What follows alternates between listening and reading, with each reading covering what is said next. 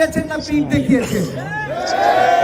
এর আগে 7 দিন আগে পরপর 2 দিন বাংলাদেশি নাগরিককে হত্যা করা হয়েছে। মুখোমুখি দাঁড়িয়েছেন নাকি পিঠ দেখিয়েছেন? এগুলো ভুলভাল বুঝাই আমাদেরকে বুঝ দিতে পারবেন না, বুঝ দিতে পারবেন না। একটা জায়গায় সমাধান, সেটা হলো আমার সেই বিডিআরকে ফেরত আনতে হবে। এর ছাড়া কোনো সমাধান নাই। এবং আমরা বলছি আজকে কত হাজার বিডিআরকে বাহির করা হয়েছে?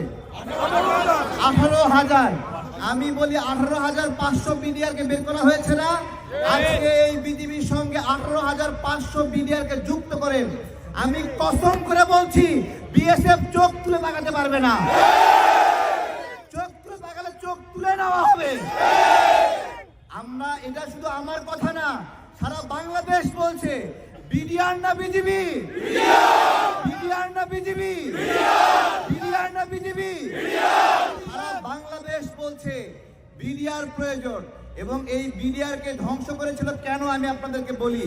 সেই যে রৌমারী সীমান্তে বিএসএফ পরাজিত হয়েছিল, তখন থেকে ওদের টার্গেট ছিল এই বিডিআরকে ধ্বংস করতে হবে, এই সেনাবাহিনীকে ধ্বংস করতে হবে। এবং তারা শেখ হাসিনার দীর্ঘদিন ক্ষমতা থাকার জন্য প্রথম যে চ্যালেঞ্জ হতে পারত বিডিআর এবং এই যে সেনাবাহিনী, এই দুই টিমকে ধ্বংস করেছে। কারণ আমাদের সেনাবাহিনী যখনই বাংলাদেশের বিপদ হয়েছে তখনই এই সেনাবাহিনী আমাদেরকে রক্ষা করেছে। এবং কিছু হলেই সেনাবাহিনী, আমরা বলি সেনাবাহিনী কোথায়, সেনাবাহিনী কোথায়, অর্থাৎ সেনাবাহিনী আমাদের আস্থার জায়গা। এবং দেখবেন পিলখানা হত্যাকাণ্ডের ঘটনায় সেনাবাহিনীর পরিবাররা যারা কিনা ক্ষতিগ্রস্ত হয়েছে তারা বিডিআর ভাইদের পাশে দাঁড়িয়েছে। কেউ দেখাতে পারবে না কোন সেনাবাহিনীর সদস্য নিহত হয়েছে তারা বিডিআরদের বিরুদ্ধে কথা বলেছে। তারা একটা দিকে ইঙ্গিত করেছে, এইখানে জড়িত জাহাঙ্গীর কবির নানক, এখানে জড়িত তাপস জড়িত, শেখ হাসিনা জড়িত, ওই সময় সাহারা খাতুন জড়িত। সবার এক কথা,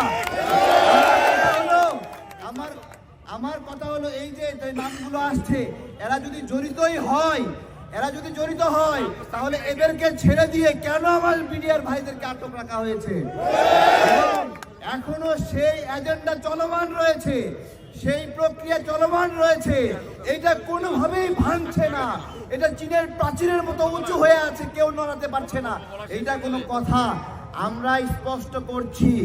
আমি ধন্যবাদ জানাবো মাহিম ভাইকে, আসছে, মাহিম একটা অসাধারণ কাজ করেছে এবং আমি চাই আপনারা তাকে সহযোগিতা করেন এবং সেও মনোবল ধরে রাখুক, আপনারা একসঙ্গে সবাই কাজ করেন।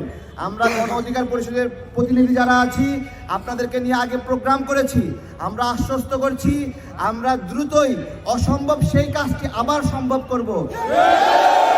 সেটা কি?